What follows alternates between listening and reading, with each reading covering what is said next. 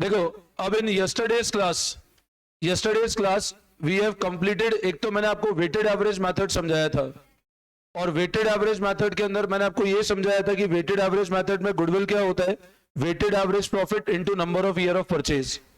फिर मैंने आपको वेटेड एवरेज प्रॉफिट निकालने का तरीका भी बताया था कि प्रॉफिट इनटू डब्ल्यू अपॉन किसका टोटल कर दें हम लोग, वेट का टोटल कर दें। मैंने कल आप लोगों को बताया था कि जब भी हम लोग वेटेड एवरेज मेथड से गुडविल निकालते हैं तो क्या करते हैं, प्रॉफिट में वेट मल्टीप्लाई करते हैं और किससे डिवाइड कर देते हैं, वेट के टोटल से डिवाइड कर देते हैं।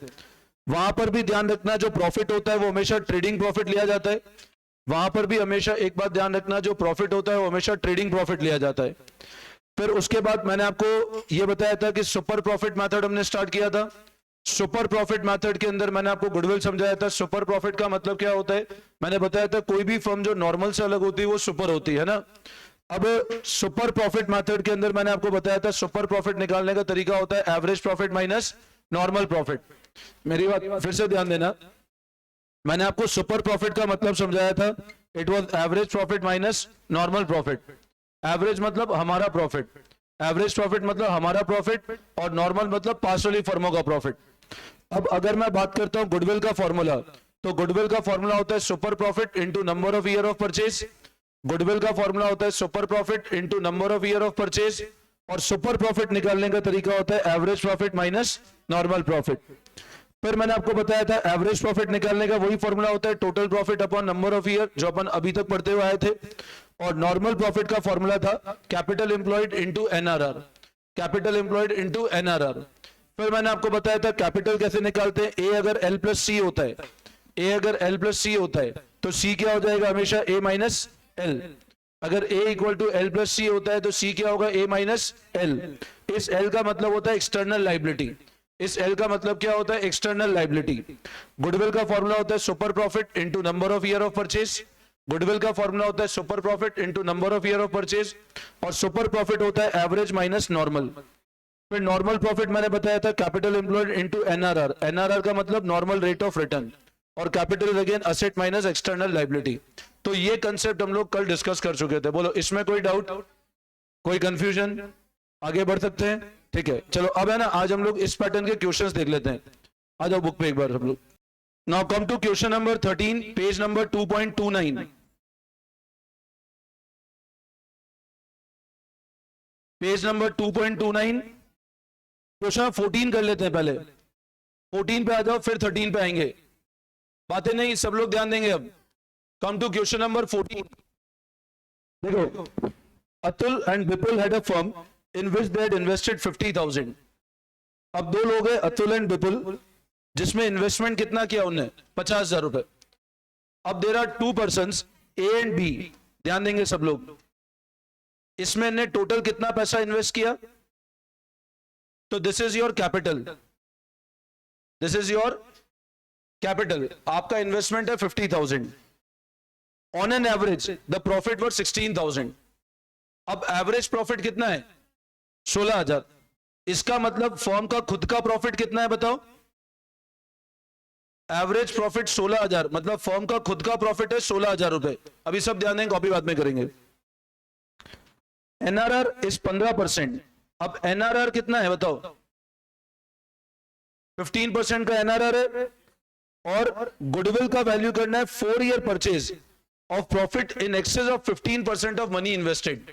अब आप इस क्वेश्चन की लैंग्वेज पढ़ो, 4 year purchase of profit in excess of profit at 15%, मतलब जो 15% पे कमाते हैं उससे जितना भी ज्यादा कमाए उस पे गुडविल निकालना है। तो 15% पे नॉर्मल प्रॉफिट निकलेगा, और उससे जो ऊपर है वो क्या है, एवरेज प्रॉफिट। तो इन दोनों का डिफरेंस सुपर प्रॉफिट हो जाएगा। तो अब आप ध्यान दो, सबसे पहले हम निकालते हैं नॉर्मल प्रॉफिट। तो लिखो आप लोग, लिखो normal profit equals to capital employed into NRR. 50,000 का कैपिटल एम्प्लॉयड है इनटू एनआरआर 7500।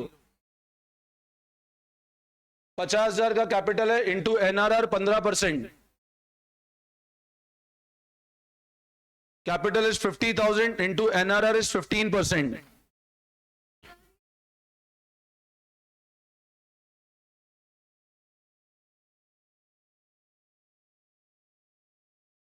नॉर्मल प्रॉफिट लिखो equal to capital employed into NRR 7500।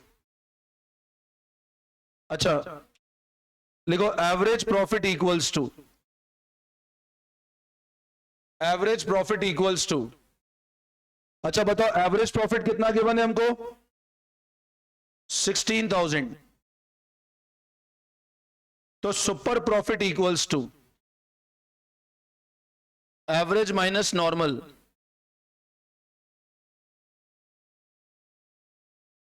$8500। Super profit equal to average profit minus normal profit. ये excess आ गया ना, दिस इज एक्सेस मनी। अब बोलो goodwill कितना हो जाएगा, कितने ईयर ऑफ परचेज है, तो दैट इज इक्वल टू 34,000। 8,500 रुपए का सुपर प्रॉफिट है, तो super profit equal to average minus normal. आपका एवरेज प्रॉफिट 16,000 है, नॉर्मल प्रॉफिट 7,500 है, तो आपका सुपर प्रॉफिट आता है 8,500। तो गुडविल हो जाएगा super profit into number of year of purchase. बोलो इसमें कोई डाउट? कॉपी कर लिया सबने? करो फटाफट कॉपी, किसका वेट कर रहे हो? एक एक करो ना फटाफट। Come to question number 15th। Come to question number 15th। ध्यान दो, total capital of the firm Sakshi, Mehak and mega is ₹1 lakh. अब टोटल कैपिटल फर्म का 1 लाख रुपए और मार्केट रेट ऑफ इंटरेस्ट। अब 1 लाख रुपए लगाते हैं और मार्केट में जनरली कितना ब्याज मिल जाता है आराम से? 15%। मतलब आपने अगर 1 लाख रुपए लगाए तो 15% का ब्याज आपको आराम से मिल जाएगा। मतलब कितने रुपए आराम से कमा पाओगे? 15,000 रुपए आराम से कमा सकते हो। अब नेट प्रॉफिट हमारी फर्म का पिछले 3 सालों का 30,000, 36,000 और 42,000। अब इन तीनों को कंसिडर करके आप एवरेज प्रॉफिट निकाल सकते हो। तो एवरेज प्रॉफिट इन तीनों को ऐड करके डिवाइड बाय 3। गुडविल को वैल्यू करना है 2 year of last 3 year super profit. Calculate goodwill of the firm. तो सबसे पहले एवरेज प्रॉफिट निकाल लेते हैं। लिखो आप, एवरेज प्रॉफिट इक्वल्स टू, अब ऐड करो इन तीनों को, 30,000 प्लस 36 प्लस 42,000, तो 1,08,000 अपॉन 3 कितना आता है चेक करो? 36,000। This is your average profit. अब आप बताओ आपका नॉर्मल प्रॉफिट कितना है? 1 लाख का 15%, 15,000 रुपए आपका नॉर्मल प्रॉफिट है। तो एवरेज प्रॉफिट आया 36,000, नॉर्मल प्रॉफिट आया 15,000। देखो सुपर प्रॉफिट मेथड तभी लगेगा जब एवरेज ज्यादा है नॉर्मल कम है। अगर एवरेज कम है और नॉर्मल ज्यादा है तो सुपर प्रॉफिट मेथड लग ही नहीं सकता है। आप एक चीज समझना, एवरेज मतलब हमारा प्रॉफिट। अगर आपका एवरेज प्रॉफिट ज्यादा है नॉर्मल से तो ही सुपर प्रॉफिट मेथड अप्लाई होगा। मेरी बात फिर सुनना सब लोग, अगर एवरेज प्रॉफिट ज्यादा है नॉर्मल प्रॉफिट से तो ही सुपर प्रॉफिट मेथड लगेगा। अगर सिचुएशन ऐसी है मान लो तो सुपर प्रॉफिट मेथड नहीं लग सकता है। मेरी बात समझे, क्योंकि हमारा प्रॉफिट कम है पड़ोस का ज्यादा है तो सुपर प्रॉफिट मेथड नहीं लगेगा। तो यहां पर हमको एवरेज प्रॉफिट गिवन नहीं था, वो हमने निकाला 36, नॉर्मल प्रॉफिट आया 15। अब मेरे को एक बात बताओ, average profit 36,000, normal profit 15,000, what is the amount of super profit? 21,000। Super profit कितना होगा? Average minus normal. Super profit क्या होगा? Average minus normal.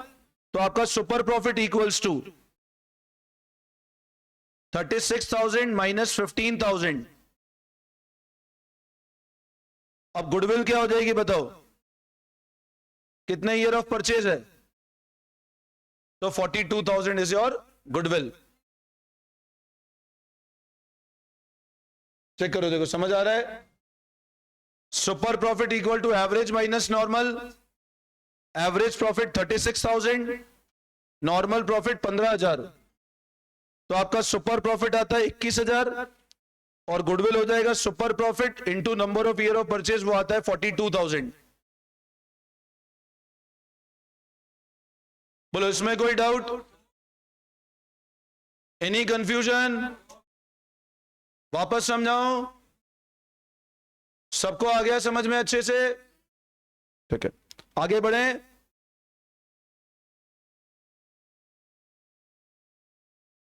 Thirteen question पे आ जाओ, चलो पहले कम टू क्वेश्चन नंबर 13।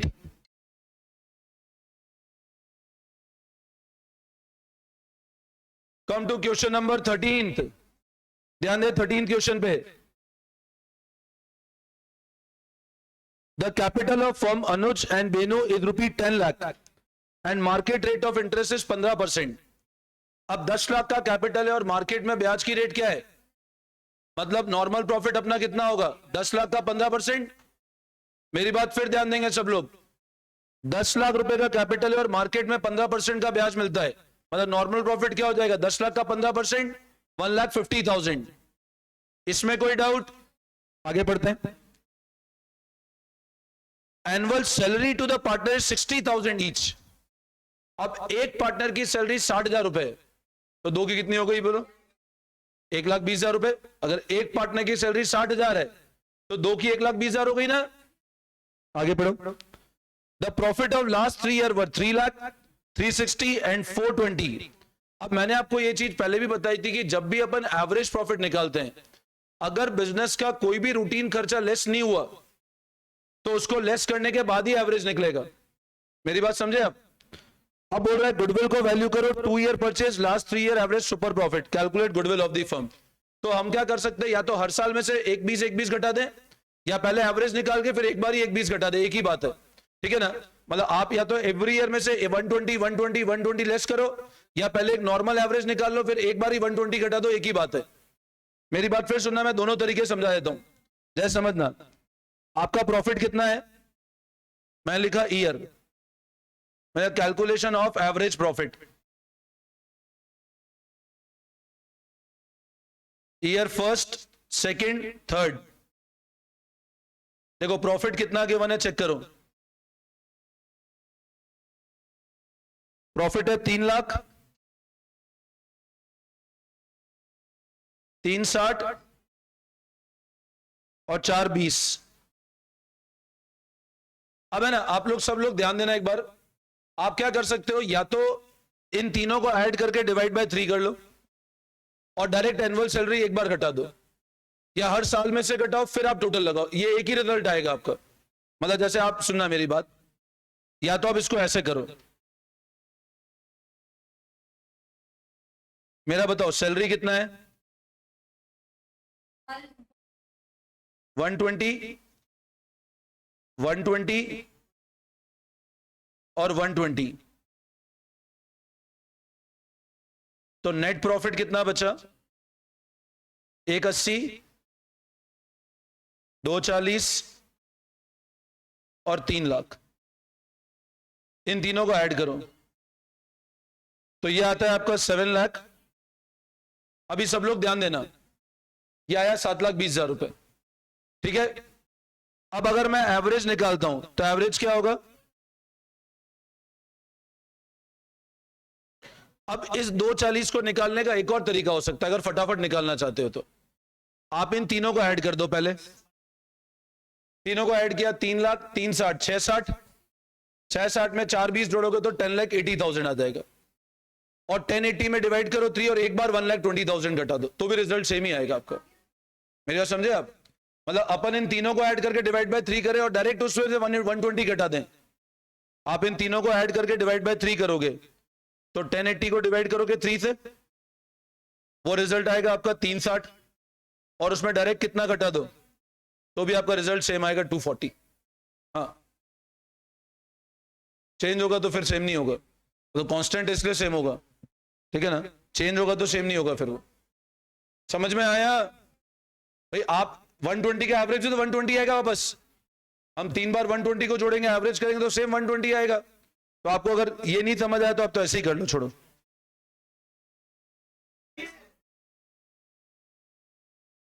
कोई बात नहीं, जो समझ आए वैसे कर लो। बोलो समझ में आया? सिंपल मैथमेटिक्स से कुछ नहीं है ये। तो एवरेज प्रॉफिट आया 2,40,000। अब मेरे को बताओ नॉर्मल प्रॉफिट क्या है मेरा? कॉपी करते जाओ साथ साथ में, कॉपी करेंगे साथ में फटाफट। Calculation of average profit copy करो फटाफट।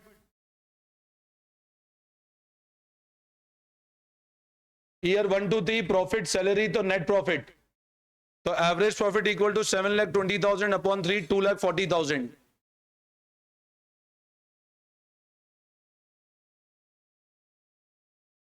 ये कैलकुलेशन कर लिया?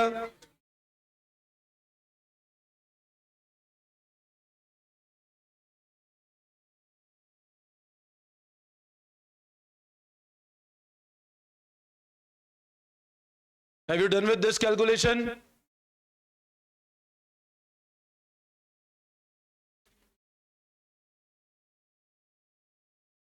अब अपना एवरेज नॉर्मल प्रॉफिट क्या होगा? 10 लाख इंटू 15%, 1,50,000। तो सुपर प्रॉफिट क्या आ जाएगा आपका?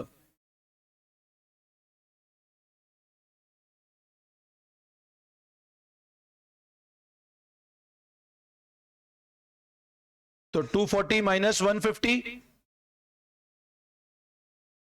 वो आता है कितना? 90,000। तो गुडविल क्या हो जाएगा बताओ?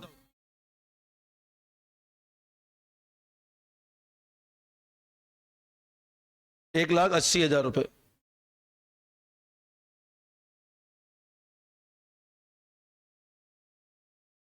तो टेस्ट में भी ऐसे ही देता हूं मैं।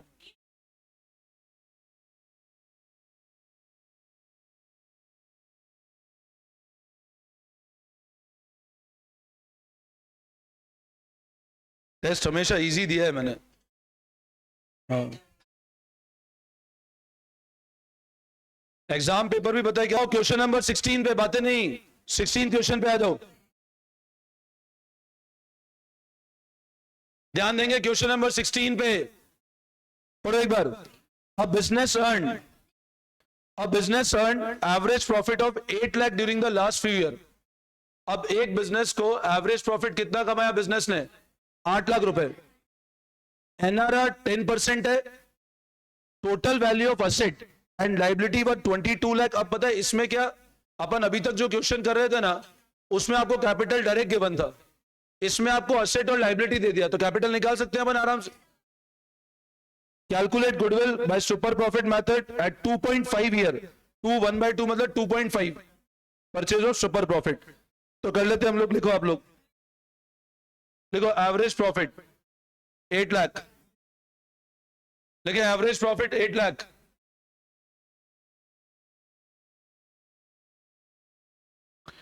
फिर लिखो कैपिटल क्या होता है बताओ? असेट माइनस, प्लीज बातें नहीं, इधर देख लो ना एक बार। कैपिटल क्या होता है? Asset minus, now what is the asset? 22 lakh. और लाइबिलिटीज कितनी दिख रही है आपको? 5,60,000। तो कैपिटल आएगा 16,40,000। देखो average profit 8 lakh, capital equal to asset minus liability, asset 22 lakh और लाइबिलिटी 5,60,000। तो कैपिटल आएगा 16,40,000। बोलो यहां तक कोई डाउट? अब ये वाला प्रॉफिट हमारा प्रॉफिट है और इससे हम लोग नॉर्मल प्रॉफिट निकालेंगे। अब एनआरआर कितना गिवन है क्वेश्चन में पढ़ो, तो नॉर्मल प्रॉफिट क्या होगा?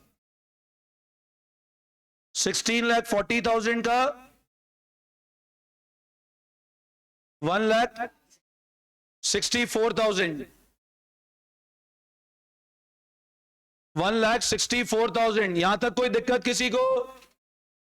आपको एवरेज प्रॉफिट 8 लाख गिवन है, मैंने नॉर्मल प्रॉफिट 1,64,000 निकाल लिया। अब बताओ सुपर प्रॉफिट क्या होगा? एवरेज माइनस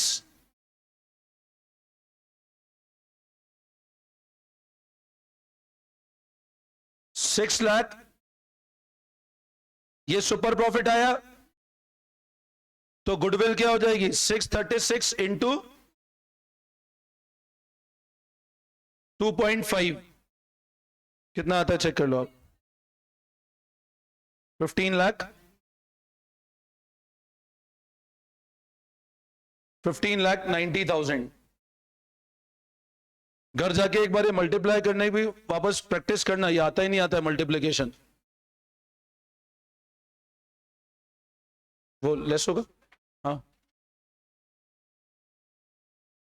इस 2.5 को है ना, एक बार ट्राई करना है इसको मल्टीप्लाई करके भी, तो आधे बच्चों को मल्टीप्लाई भी नहीं आ रहा होगा अभी। इजी क्या, अभी मैं 2 यहां बुलाऊंगा तो आधे नहीं कर पाएंगे मल्टीप्लाई। 2.5 में पॉइंट भी उड़ाना नहीं आया, कैसे पॉइंट हटाते हैं, हंसने वाली बात नहीं, सच बात है ये, मैं तुमको तुम्हारा आईना दिखाना नहीं चाह रहा हूं अभी। ये करना है एक बार ट्राई मल्टीप्लाई करके घर जाके बिना कैलकुलेटर के, कि आता ही नहीं आता है आंसर।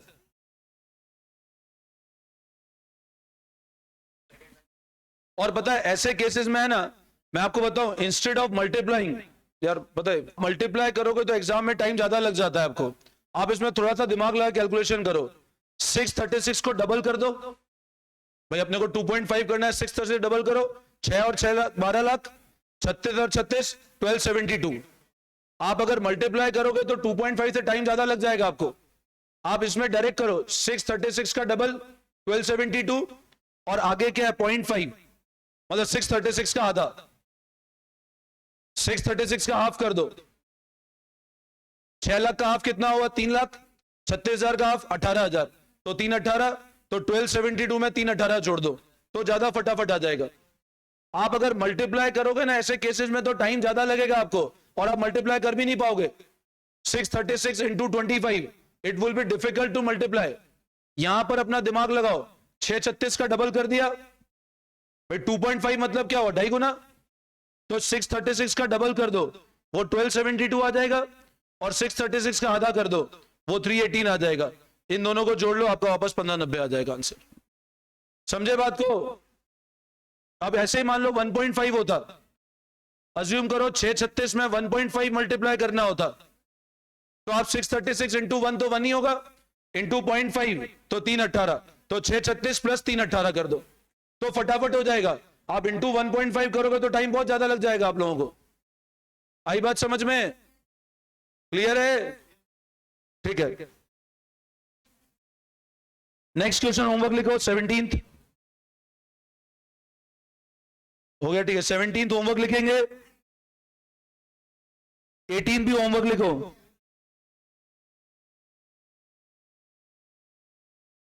17th 18th होमवर्क लिखेंगे। अब अगला कंसेप्ट सुनेंगे सब लोग, अब सब लोग अगला पॉइंट ध्यान से समझेंगे।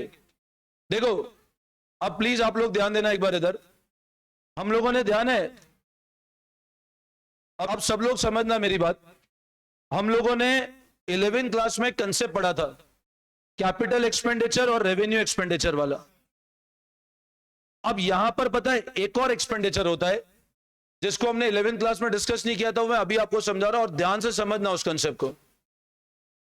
अब कैपिटल एक्सपेंडिचर मतलब ऐसा कोई भी एक्सपेंडिचर जो क्या करता है, क्या क्रिएट करता है, असेट क्रिएट करता है। जैसे मान लो मैंने कार खरीदी तो कैपिटल एक्सपेंडिचर, लेकिन मेरे को बताओ कार खरीदी अगर कार डीलर ने तो रेवेन्यू होता है भाई, कार अगर कार डीलर खरीदा है तो गुड्स है ना, लेकिन अगर मैंने कार खरीदी तो कैपिटल। रेवेन्यू मतलब सर ऐसे खर्चे जिनका बेनिफिट हमको आगे वाले पीरियड में नहीं मिलता है, किराया देना रेवेन्यू, सुनना ध्यान से, सैलरी देना रेवेन्यू, मेंटेनेंस कराना रेवेन्यू। ऐसे कोई भी खर्चे जिनका बेनिफिट हमको आने वाले टाइम में नहीं मिलता है, ऐसे कोई भी एक्सपेंडिचर जिनका बेनिफिट हमको अगले सालों में नहीं मिलता है, वो सब जाते हैं कौन सी कैटेगरी में? रेवेन्यू में। यस और नो? अब यहां पर एक और कैटेगरी है जिसको हम लोग बोलते हैं डेफर्ड रेवेन्यू, सुनना ध्यान से। अब ये वाला भी कंसेप्ट पार्टनरशिप में काफी जगह मिलेगा आपको, डेफर्ड रेवेन्यू। ध्यान से समझना इस कंसेप्ट को। डेफर्ड रेवेन्यू कह दो, या उसको एक और नाम से कह सकते हैं फिक्टिशियस एसेट। एक कंसेप्ट और होता है जिसको कहते हैं डेफर्ड रेवेन्यू, या एक और नाम से कह सकते हैं फिक्टिशियस एसेट। अब सुनना मेरी बात। सर असेट दो कैटेगरी के बताए थे, एक तो बताया था टेंजिबल, एक बताया था इनटेंजिबल। अब मैंने पता है आपको एक असेट छुपा के रखा था आपसे, और वो ये वाला असेट था। और वो इसलिए छुपाया था क्योंकि वो तुमको अभी समझ में आएगा, मैं उस टाइम समझा था समझ ही नहीं आता। अब फिक्टिशियस असेट होता क्या, क्योंकि मिलेगा काफी जगह पार्टनरशिप में। Now what is a concept of fictitious asset? सबसे पहले आप मेरे को एक बात बताओ, फिक्टिशियस और नाम के साथ क्या लिखा है? असेट। असेट है मतलब क्लियर है, बैलेंस शीट में आएगा। असेट है मतलब क्लियर है, किस में जाएगा? Balance sheet. तो डेफर्ड रेवेन्यू एक्सपेंडिचर कह दो या फिक्टिशियस असेट कह दो, दोनों एक ही बात है। डेफर्ड रेवेन्यू, अब नाम बता रहा है, सुनना ध्यान से। इसमें एक वर्ड है डेफर्ड। अब ये जो वर्ड है it is somewhat like this, ये बना है डेफर से। डफर नहीं है, कोई समझे? डफर, डफर नहीं है, डेफर। डेफर मतलब आगे शिफ्ट कर देना। डेफर मतलब आगे शिफ्ट कर देना। अब जैसे समझो हमने किराया दिया, मान लो जनवरी के मंथ का। अब अगर किराए को आगे शिफ्ट करते हैं ना तो वो प्रीपेड रेंट बन जाता है। अगर आपने मान लो रेंट दिया और कुछ एडवांस दे दिया तो वो क्या चला जाएगा? Prepaid rent. तो वो तो असेट होता है, और एक टाइप का शॉर्ट टर्म असेट है वो। लेकिन जब मैं बात करता हूं सर डेफर्ड रेवेन्यू का मतलब क्या होता है? ऐसा खर्चा जिसका बेनिफिट हमको आने वाले सालों में मिलेगा, बट खर्चा आज ही कर दिया हमने। मेरी बात फिर सुनना, जैसे एग्जांपल समझो। अज्यूम करो एक बिजनेस था, एक्स कंपनी की एक फर्म थी, उसका 2016, 2017, 2018 और 2019 यहां का प्रॉफिट था 5 लाख, यहां प्रॉफिट था 4 लाख, यहां प्रॉफिट था अगेन 4.5 लाख, और 2020 में प्रॉफिट था 5 लाख का। बट यहां इस कंपनी को मान लो 20 लाख का लॉस हो गया। अब आप मेरी बात समझो, आप इस कंपनी का 5 साल का ट्रैक रिकॉर्ड देख रहे हो। आपने कहा यार पहले साल आपको 5 लाख का प्रॉफिट था, अगले साल 4 लाख का प्रॉफिट था, इस साल 4.5 का प्रॉफिट हुआ, बट इस साल 20 लाख का लॉस हो गया। वो लॉस कैसे हो गया? ऐसा क्या किया इस साल की लॉस हो गया? इस साल कुछ गड़बड़ करी? तो ये कंपनी का मैनेजर बोलता है नहीं, इस साल हमने कोई खर्चा किया था एडवर्टीजमेंट नेचर का। कंपनी का मालिक क्या बोलता है कि हमने इस साल क्या किया, कोई बड़ा एडवर्टीजमेंट कैंपेन प्लान किया था, और वो एडवर्टीजमेंट कैंपेन में लगभग 25 लाख रुपए लग गए थे हमारे। इन किसी सालों में हमने एडवर्टीजमेंट नहीं किया था, बट इस साल में हमने एडवर्टीजमेंट किया, और इस साल भी कोई एडवर्टीजमेंट नहीं था, इसलिए मेरे को लॉस हुआ। अब आप मेरे को है ना एक बात बताओ, मैंने एडवर्टीजमेंट किया 2019 में,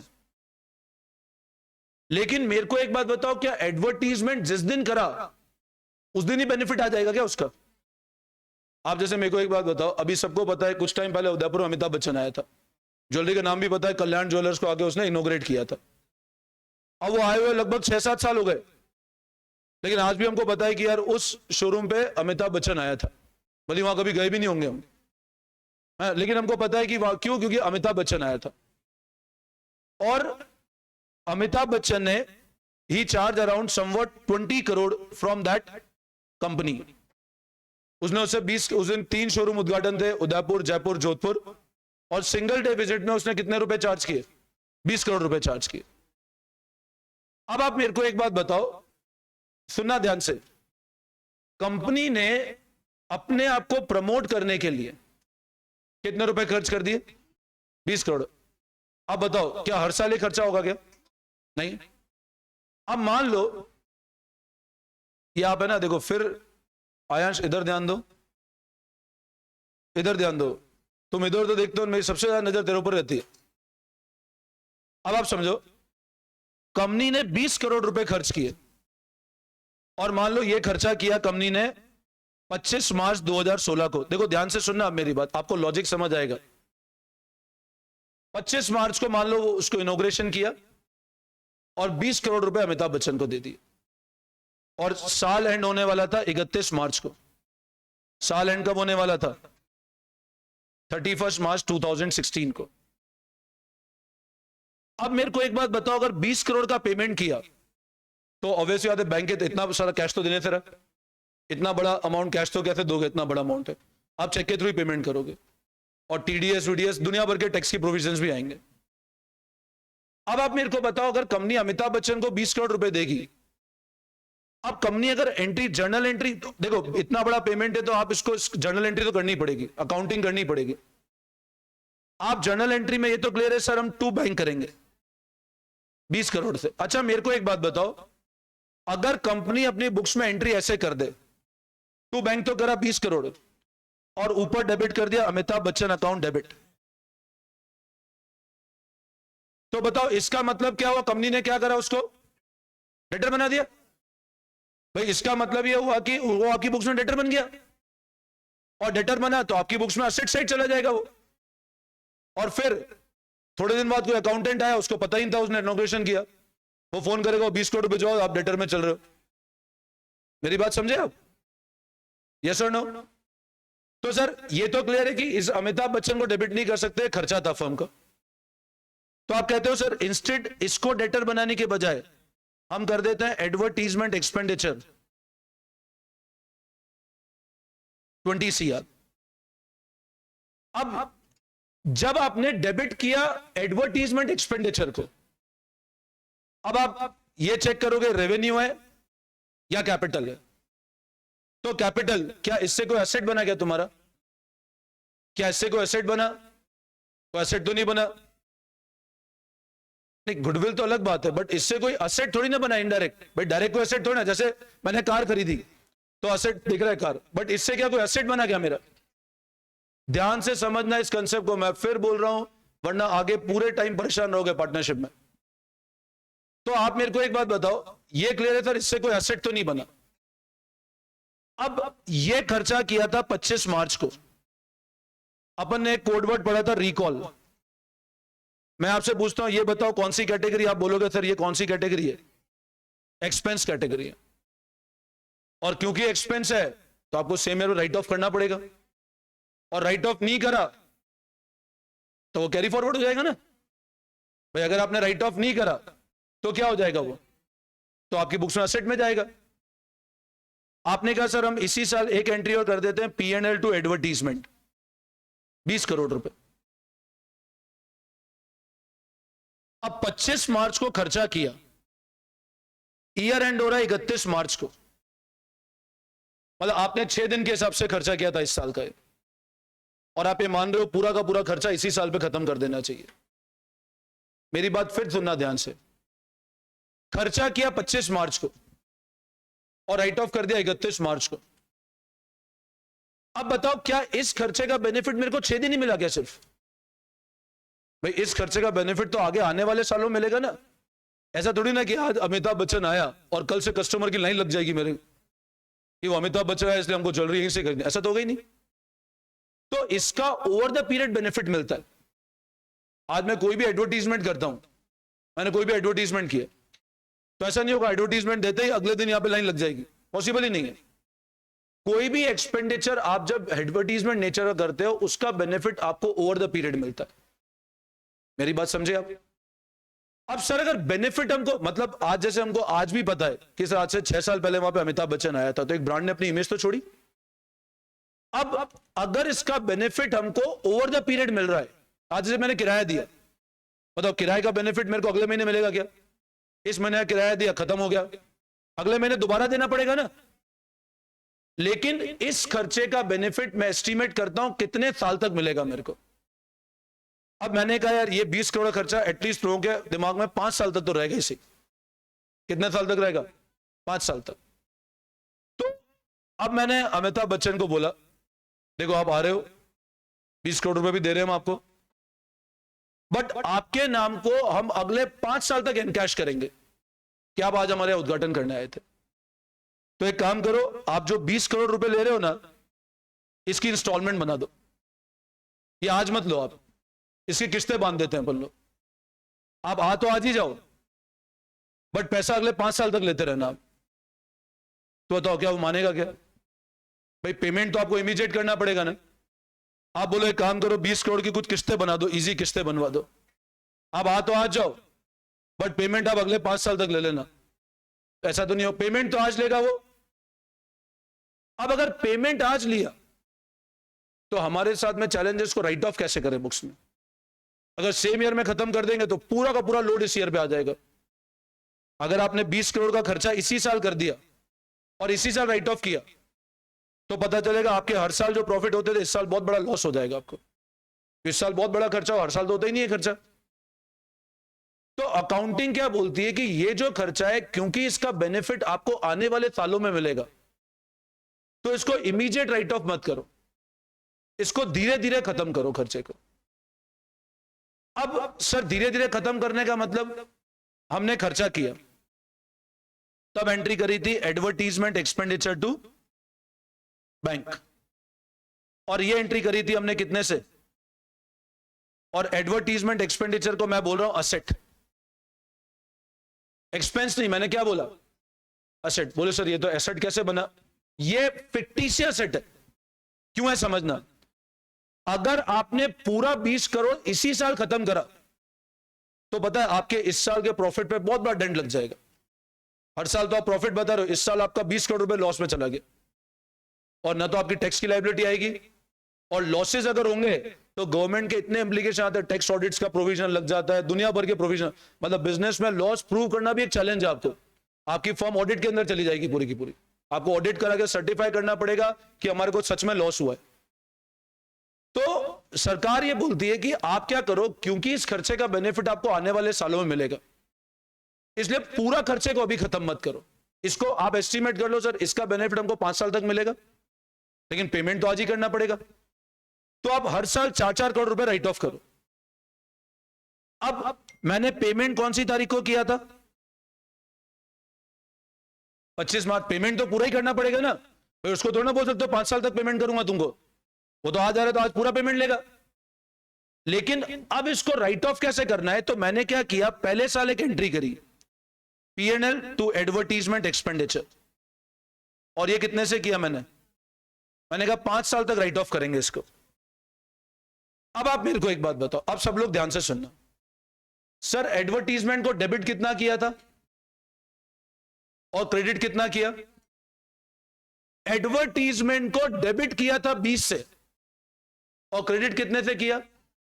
बोलो एडवर्टीजमेंट बैलेंस है कि नहीं है? डेबिट बैलेंस दिख रहा है 16 करोड़ का। भाई आपका डेबिट 20 करोड़ था और क्रेडिट कितना था? 4। तो बताओ कितना डेबिट बैलेंस दिख रहा है? और सर अगर डेबिट बैलेंस दिख रहा है तो बैलेंस शीट में हमको दिखाना ही पड़ेगा। आपके पास कोई तरीका नहीं है, वरना बैलेंस शीट मैच नहीं करेगी आपकी। क्योंकि एक तरफ तो आप आउटफ्लो बता रहे हो 20 करोड़ का, एक तरफ प्रॉफिट सिर्फ 4 करोड़ कम कर रहे हो, तो 16 करोड़ कहां गए? भाई एक तरफ आपने पेमेंट बताया 20 का, तो पेमेंट आएगा कहां से? तो पेमेंट तो आपने प्रॉफिट से 4 ही निकाला। भाई आप अगर कहीं पेमेंट कर रहे हो तो कहीं से आना भी तो पड़ेगा उस पेमेंट को। तो आपने 20 का पेमेंट किया, बट प्रॉफिट से कितने निकाले? सिर्फ 4, तो 16 का बैलेंस बच रहा है। तो आपने जो बैलेंस शीट बनाई, उस बैलेंस शीट में आपको असेट साइड क्या दिखता है? कितना? बोलो यस और नो। इसको धीरे धीरे खत्म करते जाएंगे, बिल्कुल इसका बेनिफिट तो ओवर द पीरियड मिलेगा। हाँ हाँ, नहीं वहां भी था एक कंसेप्ट है ना। अभी आप एक मिनट सभी समझो, अभी आपको पूरा समझ आ जाएगा। मेरे को समझाने दो फिर आप समझना। अब आप समझना, एडवर्टीजमेंट एक्सपेंडिचर मेरे को दिख रहा है 16 करोड़। सुनना ध्यान से प्लीज। अब ये साल खत्म हुआ, मैंने कहा यार अमिताभ बच्चन बोला तो मतलब है नहीं, तो खुद को मेहनत करनी पड़ेगी। उसके नाम से तो एक दिन हाइप बन गया, धंधा चल नहीं रहा। अब 2-3 महीने और चलाया, बट लग गया भैया अब काम नहीं चल रहा, इस धंधे को बंद करो। अब बंद करो तो इधर मान लो बैलेंस शीट में लैंड था, मान लो 10 करोड़ का लैंड था, डेटर्स थे 5 CR के डेटर्स थे, कुछ कैश बैलेंस था और इधर क्रेडिटर्स भी थे 3 CR के। आपने कहा एक काम करो, एक बंदे को अपॉइंट किया, मान लो अपन ने अपने रक्षित को अपॉइंट किया, बोले काम करिए सब सामान बेच के आ और क्रेडिटर को पैसा चुका देना और जो पैसा बचे वो मेरे को दे देना। अब रक्षित गया बेचने के लिए, रक्षित ने जमीन बेची, बिक जाएगी जमीन तो 10 नहीं तो 11 नहीं तो 8 पे तो बिकी जाएगी ना भाई। 10 की वैल्यू थोड़ी रेट तोड़ोगे तो पैसा निकल जाएगी, असेट है वो निकल जाएगा, पैसा आ जाएगा। डेटर पैसा रिकवर कर लोगे, 5 या 4 पे सेटलमेंट करोगे, 3 बाद कुछ ना कुछ तो आ ही जाएगा। कैश रियलाइज हो जाएगा, बैंक में पड़ा हुआ है, इसको पेमेंट करना है, पेमेंट कर दोगे। अब रक्षित परेशान हुआ, आज रक्षित ने आज वाली क्लास ध्यान दिया ही नहीं। अब रक्षित परेशान हुआ और उसने कहा ये एडवर्टीजमेंट भी बेचना है मेरे को किसी को। अब मान लो रक्षित पहुंचा भव्य के पास, वो देख सारे एसेट बिक गए भाई, सिर्फ एडवर्टीजमेंट बिकना बाकी है। बोले 16 करोड़ की बुक्स में वैल्यू है, काम कर इसके 14 करोड़ रुपए दे देते, ये खरीद ले एडवर्टीजमेंट। अब भव्य बोले हाँ ले, मेरे को बता कहां है एडवर्टीजमेंट। भाई ये जमीन है दिख रही है, ये कैश है दिख रहा है, डेटर सब दिख रहे, बट एडवर्टीजमेंट कहां है, असेट तो बता। तो देखना बुक्स में लिखा हुआ एडवर्टीजमेंट 16 करोड़। अब बुक्स में लिखा है तो असेट है कहां भाई, कोई असेट है क्या ये। अब ये बोले यार ये तो वो खर्चा है जो अमिताभ बच्चन को दिया था हमने। बोले काम कर उससे फोन लाके मंगवा, धंधा बंद करें, 16 करोड़ वापस दे, तेरे नाम से कुछ फायदा नहीं हुआ। तो अब बताओ क्या ये असेट है क्या, इसको किसी को बेच सकते हो क्या, नहीं। ये तो असेट में लिखना एक मजबूरी था क्योंकि डबल एंट्री सिस्टम नहीं मैच होता हमारा। तो अकाउंट्स क्या बोलती है, ये जो असेट है ये फिक्टिशियस असेट है, ये कोई असली का असेट नहीं है जिसको आप बेच दोगे। ये तो आपने सिर्फ कैरी फॉरवर्ड है, इस साल 4 करोड़ और खत्म होगा 12 करोड़ दिखेगा, फिर 4 खत्म होगा फिर 8 दिखेगा। आप कितनी कोशिश कर लो, बोले 16 की चीज चल 2 करोड़ में बेची, कोई खरीदे, कोई नहीं खरीदेगा, ये असेट है ही नहीं ना। इसको कहते हैं फिक्टिशियस असेट, ये कभी बिकता नहीं है। अब आप मेरे को एक बात बताओ, मैंने आपको बताया था असेट क्या होता था, L प्लस सी, तो C क्या होता था, A माइनस L। तो हमेशा एक बात ध्यान रखना, जब मैं असेट की बात करता हूं ये A की, इसमें कभी भी आपको क्या होगा, अब आगे अपन क्वेश्चन जाएंगे, अपने को ऐसे गिवन होगा एडवर्टीजमेंट एक्सपेंडिचर है, लैंड है, डेटर है, कैश है, और आप टोटल एसेट निकालो और कैपिटल निकालो। बच्चे क्या करते हैं, इसको ऐड करके इसको माइनस कर देते हैं। तो ध्यान रखना असेट के अंदर कभी भी ये वाला असेट को नहीं लेना है अपने को, क्योंकि ये असेट का नेचर कौन सा है, ये कोई असेट नहीं है, इसको सिर्फ राइट ऑफ करना बाकी है, इसलिए बुक्स में लिखा हुआ है। अगला साल आएगा 12 करोड़ रह जाएगा, फिर अगला साल आएगा 8 रह जाएगा, ऐसे धीरे धीरे करके क्या होता जाएगा, खत्म। तो जब भी आप असेट की टोटल करोगे कभी भी इस वाले असेट को कंसिडर नहीं करोगे। आई बात समझ में, ठीक है। अब इसको हम लोग फिर कल से कैरी ऑन करते हैं। Thank you.